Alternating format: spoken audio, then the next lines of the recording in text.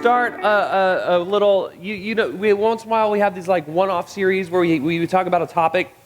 And then, so throughout the year, periodically, we come back and talk about these topics that they're honestly conversations that a lot of people are having outside the church, but at the church, we don't often talk about them a whole lot. And so I remember growing up in school, for instance, and every year there would be like a anti-bullying day or something where we'd show videos, and then we'd be talked to about how harmful bullying is and why we shouldn't do it, But I don't really remember that being talked about at church very often. And so we're going to talk about bullying today because it's a big part of pretty much everybody's lives, as we'll get into here in a minute. But I know that some of you think of something different when you hear the word bullying. So when you hear bullying, what do you think that means? Turn to the person next to you and tell them what you think bullying is talking about, or what you think about when you think about bullying. So for the purposes of what we're going to be talking about today, this is, I think, a pretty accurate definition. Bullying is the unwanted, repeated, aggressive behavior that can cause harm physically, emotionally, and socially. Can we agree with that? Does that pretty much summarize what everybody's saying? It's the unwanted, repeated, aggressive behavior that can cause harm physically, emotionally, and socially. Sometimes it's one of those, sometimes it's two or three of those, where you feel hurt, you feel the pain because of something somebody else has done, and it's targeted towards you, and it's repeated over and over again. So here's what we know about bullying, given that scenario and given our own experiences with it, is that in a bullying situation, there's always three people involved, right? There's the bullied, the person that's getting bullied, right? And then there's the person who bullies, that would be the bully. And then there's the bystanders that are seeing it happen, right? There's those three people in every bullying situation. There's the bully, the bullied, and the bystander. And so what that tells us is that pretty much everybody has been a part of a bullying situation one way or another, whether you were the bully, the bullied, or the bystander. And so let's just, as a little activity to demonstrate my point here, I'm going to ask you guys to be painfully obvious here with me, or painfully honest with me. Can we agree this is a safe place and you can be honest with me? Yes? Okay. So I want everybody to stand up, okay? Now, I want you to close your eyes just so that, I know we're going to be honest, so we're not going to bully anybody for their answers, okay? But everybody close your eyes, and I want you to stand up if the phrase I say applies to you, okay? So, have you ever felt left out? Or should you stand up or stay standing if that's you? Have you ever left somebody else out? Have you ever been told a rumor? Have you ever spread a rumor? Have you ever had a rumor spread about you? Have you ever come up with an excuse not to go to school to avoid seeing a certain someone? Have you ever been teased to the point where it went too far and became hurtful? Have you ever seen your classmates fight?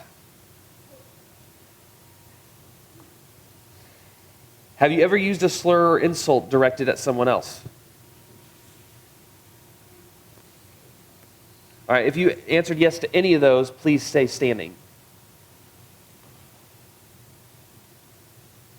All right, you guys can open your eyes. All right, what do we see? Everybody is standing, right? So what's the moral of the story here? Well, she's an adult. She counts, right? Like she's been through this. All right.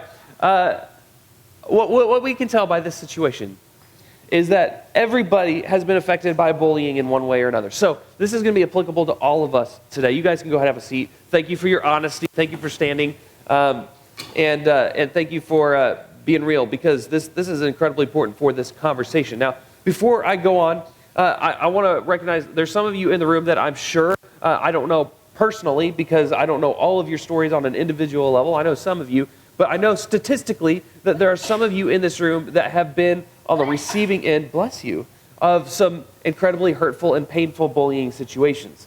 And for that, I'm sorry. I wish if I could snap my fingers and make it so nobody ever felt like targeted and bullied ever again, that I wish I could just snap my fingers and it would all go away. But unfortunately, I don't control the world, and so I can't do that, and neither can you. So we're left with the question of what do we do about it moving forward? Now, it's an important question for a lot of reasons. One, because nobody likes to feel bullied, or nobody feels good about themselves when they are the bully. And maybe they do in the moment, but then, looking back at yourself and at your life, you can't feel good about putting somebody else down constantly. And most of the time it's because of your own insecurities when that happens. And so nobody, I think if we were to ask, honestly, nobody would want bullying to be a thing. But as Christians, how do we react to a world where bullying is such a norm? Where bullying does happen often, where it happens frequently, and where sometimes we're guilty of it as well. How do we respond as Christians? And there's actually some pretty good stuff in the Bible that we can look to give us insight when it comes to this kind of thing. We read from the Apostle Paul all the time in here. So real quick, somebody just give me a brief synopsis of Paul's life. Like maybe 2 or 3 sentences. He once was Saul. Used to kill Christians, yep.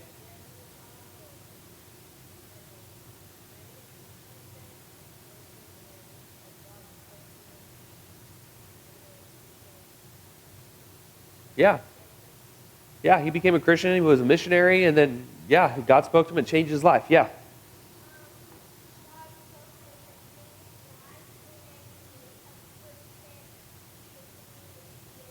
That's right. He was blinded when he first saw Jesus on the Damascus Road, but then he had to go to a Christian's house. This was before he was a Christian, and that guy had to pray over him, and then Paul was healed, and he could see, and then it's kind of funny, he could see from a new perspective at that point, because both literally and figuratively. So, yes, so Paul, here's the thing. Paul's story is a little bit more complicated than we often present when we're talking about him from this stage. But part of that is because we don't always have the time to get super deep. But if we understand the story of Paul, then the topic today will apply on a much deeper level. Because if we understand where Paul's coming from, we can understand that his words, when he talks about this stuff, comes from a real level, a deep level, and a level that we can apply in our lives today. So Paul, he, as some of you mentioned, he used to persecute Christians, right? He used to target them. He used to single them out. He used to sometimes, kill them. And so he's been in the role of the bully before, right? He's been the one that, whether it was justified or not, he believed he was justified, at least most of that time. And so he was around. He was a Jewish religious leader, and so he was well respected among Jews, and Christians were seen as traitors to Jews. And so he would go around and he would torture them, torment them, and sometimes have them killed. So this is what Paul was known for in his earlier days. But he was also a bystander when a follower of Jesus was being stoned to death by Jewish religious leaders. The Bible notes that Paul was there watching it all happen. Right? He wasn't throwing stones himself, but he wasn't doing anything to stop it either. He stood by as all went down. So he's been the bully, he's been the bystander. And then what's interesting, and this is interesting for a lot of reasons. One is because a lot of people, and I've talked to a lot of students, a lot of people think that when they give their lives to Jesus, their life will suddenly get a lot better. And that's true because you have the Holy Spirit living inside of you. But it doesn't necessarily mean your situation is going to improve, because a lot of stuff about your situation is beyond your control. So Paul, when he became a Christian, he no longer was the bully. In fact, he had to go make amends for some of that, but he was no longer the bully. Instead, he became bullied by people who were like what he used to be. And so he ran into trouble with the religious leaders. He also ran into trouble with the Roman Empire and their leaders. And so Paul became one of the biggest victims of bullying that we see in Scripture.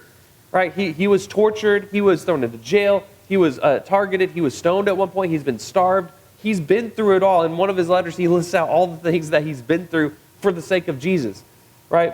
So Paul giving his life to Jesus, he actually went from a status of wealth, a status of prestige where everybody looked up to him and respected him, to a place where he was then bullied and tortured because of his conviction, because of following Jesus. So a lot of people think when they follow Jesus and they give their life to him, suddenly all their circumstances are going to get better, but that's not always the case. But Paul, he writes in the book of Philippians that it's all about joy. Like he's joyful for the role he gets to play in building up the kingdom of God, even if it means he has to suffer from time to time. But it's pretty awesome. He's been in all of those positions. And so I think Paul is incredibly important to listen to when it comes to this topic. But here's what he says to his letter to the church in Ephesus. So in Ephesians chapter 2, verse 10, he says, "For we are God's masterpiece. He has created us anew in Christ Jesus so that we can do the good things he planned for us long ago." So that first phrase, we are God's masterpiece. That means you are his masterpiece. Because when he says we, he's talking about us as humankind, right? So you are God's masterpiece. That's something like pretty incredible that we can take of note from here, that you are his masterpiece. And so is the person sitting next to you. The kid who lives down the street, the guy who runs the drive-thru at Taco Bell, right? Every single person out of the 7 billion people on this planet, every one of them is made in the image of God. And so that includes you. That includes the people that you know. You are a masterpiece. And so when we read that from Paul, it's encouraging because for some of you, and as somebody who's also been bullied, like many of you, it's comforting to know when you read the pages of Scripture and you see what God thinks about you. And God thinks that you are his masterpiece. So turn to the person next to you and say, you are God's masterpiece.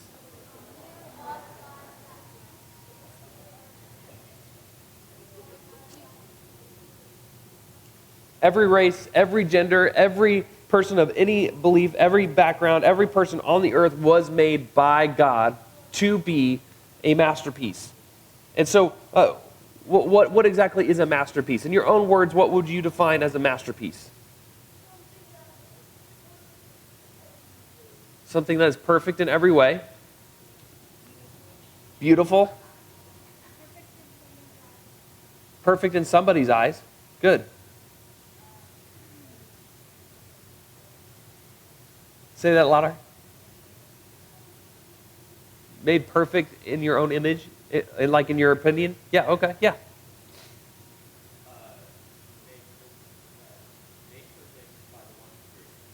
Made perfect by one creator.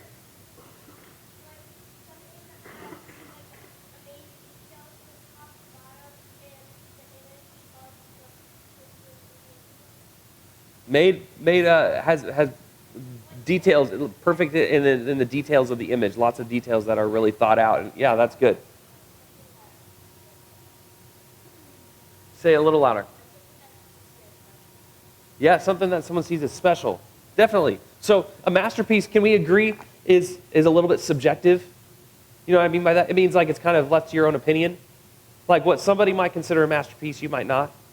Is that what you guys are saying? A lot of you are saying perfect in a lot of ways, or perfect to the eyes of the beholder. One man's trash is another man's treasure, yeah. Well, fortunately for us, even though some people get treated like one man's trash because of bullying, you are God's treasure. Like you are his masterpiece. It's pretty cool. A lot of people consider this to be a masterpiece. Okay, you guys know Van Gogh? He's an artist. You probably would recognize this picture. Starry Night. Yeah, somebody said it. This is considered by many a masterpiece, right? It's something that like you look at it and it kind of sucks you in. It's a little bit abstract. It's not like realistic in the way that like you don't look at night and you see like all the swirls in the sky and stuff. But this is considered a masterpiece. It looks really good and it looks like something that's pretty incredible. And so if somebody were to walk up to the museum where this is hanging and just like draw a smiley face on it with a mustache, like how would you feel about that? How would the world react? Somebody like came all in like Nicolas Cage, I'm going to steal the Van Gogh Starry Night, and comes in and instead of like stealing it to save it, they just go in and break the case and just like draw their own swirls that go the opposite direction and don't look good and conflict with it. And then maybe they draw a self-portrait that's like really ugly. Thanks.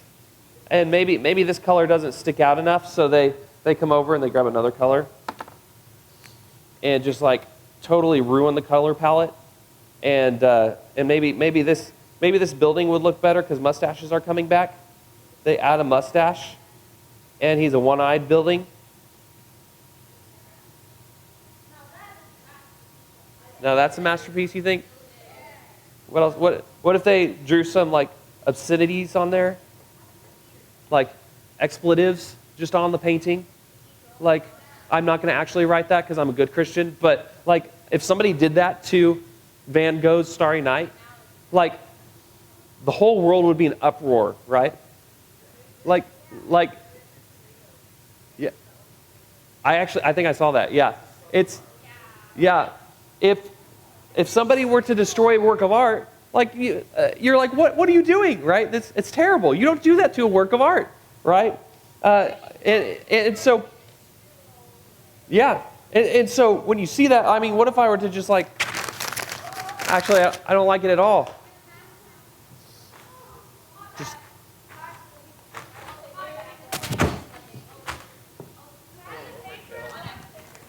a little overkill. There you go. How's that? Is that good? Thanks. There we go. How's that? Is that still Van Gogh's Starry Night? Yeah. Get some duct tape. Duct tape would cover part of the painting, but maybe some packing tape.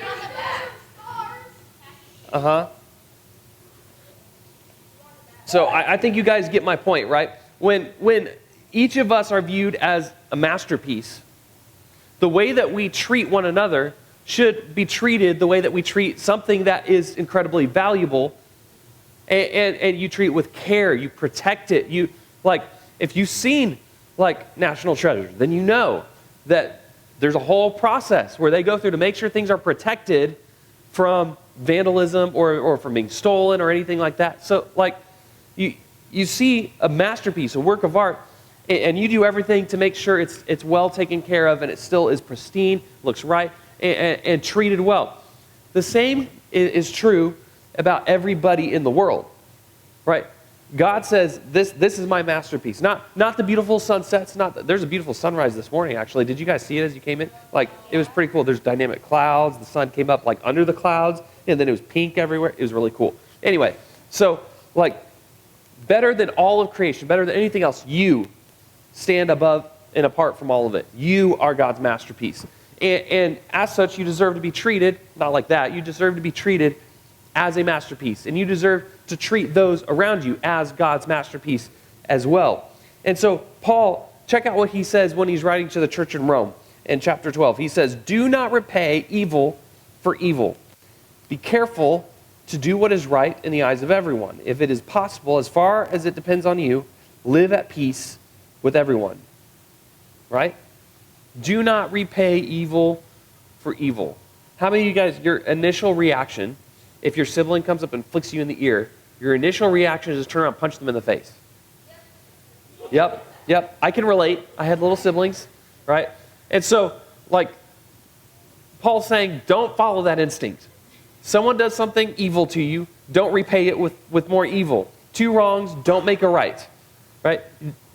You repay with love, is what Jesus says when he says, turn the other cheek. He says, be careful to do what is right in the eyes of everyone. And if it is possible, as far as it depends on you, live at peace with everyone, right? So the second part of that is do what is right and live at peace with everyone. So it's hard to live at peace if you're continuing the perpetual cycle of violence by, turning around and punching your sibling in the face. So that concept applies to all aspects of life and all relationships in life. And it applies to bullying as well. Do what is right. Live at peace with everyone. Like, you are important and others are important. So try to live at peace with everybody. If you're being bullied, it could mean speaking up and getting help. If you're the one bullying someone, it can mean that you need to wake up and start treating people like the masterpiece that they are rather than mistreating people. If you're the bystander, it could mean doing something to stop the bullying around you, whether that means standing up for the person who's getting bullied or being a witness and talking with another trusted adult with the person being bullied so that they have a witness and you can be like, hey, this is not right and this has happened repeatedly, something needs to be done. Like, you can be a difference maker in those situations. And what I want you to recognize in this solution is that you're important and others are important. So we need to respond to the things we see in life as if you're important and if others are important as well. So this requires a different level of action for each person, I think. But if you are the one that's being bullied, let me first say I'm sorry that you're experiencing that, because it's not right. You shouldn't have to experience it. It's terrible. It feels awful. And today, in a lot of regards, it's harder than it was when I was your age, because there's things like smartphones where not only do you just leave school and then you can kind of get back to your family and on with your life, and those people stay at school. Now, those people can follow you online. They can follow you anywhere. And so in a lot of ways, the bullying is worse. But I'm sorry that you've experienced that, and I want you to know that you're not alone and you deserve to be treated like a masterpiece. So talk to a trusted adult. If you've done that and you don't feel like it's worked, the best thing to do is to keep talking about it, to talk to more people about it. Say, hey, not to just be a victim everywhere, but to say, hey, like, this is not okay. And just to stand up for yourself. Now, that doesn't mean you stand up to the bully in school and risk getting your face punched in like it's shown in the movies, but it does mean having the self-respect to be able to, like, if you're still mistreated after speaking up, talk to a trusted adult. Talk to people that can stand up for you, who can help make the situation better. You'd be surprised how often I talk to students who, like, something has been happening for months and they're just now bringing it up because the situation got really far out of control. What if they had spoken up at the first point? It could have been prevented to getting to that point. Does that make sense? A lot of people don't want to be seen as a snitch, and I get that. But there's a difference between, like, snitching on other people and sticking yourself in other people's business to be a tattletale, and also standing up for yourself because you're being mistreated. Do you understand the difference there? So you don't have to feel like a snitch if you are, like, because part of seeing yourself as a masterpiece and understanding that you're important is you have the self-respect enough to be able to stand up for yourself when you know that you're being wronged. Does that make sense? And often people don't say anything because they don't want to be seen as a snitch, or they don't want to be seen as weak or whatever. And they don't want to make the situation worse by calling attention to it, and I get that. But you're not actually treating yourself like a Van Gogh when you allow yourself to be treated terribly on a regular basis. Remember, bullying is targeted and repeated aggression that harms you socially, physically, or emotionally. So stand up for yourself if you're the one that's being bullied. And if you're the one that's doing the bullying, then especially as a Christian, like, I implore you to take a strong look at the mirror and recognize that, hey, you are a masterpiece and so are the people next to you. And when you mistreat other people, when you pile on the insults, when you pile on in the abuse, when you contribute to it, to the hurt of other people, either because of your own insecurities and it makes you feel better and it at least draws the attention off of your own shortcomings for a little while, or whatever the reason is, maybe you enjoy the sense of power, I encourage you to look at the way Jesus used his power. Because he had every ability and reason to smite the Romans who tortured him and put him to death, to smite the religious leaders who were twisting the old scriptures for their own benefit. But he didn't. He used his power to love, to serve, instead of to get even with others or repay evil with evil. So that's my message to those of you who are doing the bullying. And for those of you who have been a bystander, I encourage you to have the courage to stand up for those who don't have much of a voice, to those who are being victimized, to those who are being hurt. And maybe even if that just means being a friend to the bullied. Even if that means, like, there's nothing you can do, but you can make the other person feel not alone, then as a bystander, I encourage you to make that choice. So those would be my messages for you. Just remember that you are important and others are important as well. As you guys get ready to go to your small groups, I want you to think about this question, okay? When it comes to bullying, what role are you playing right now?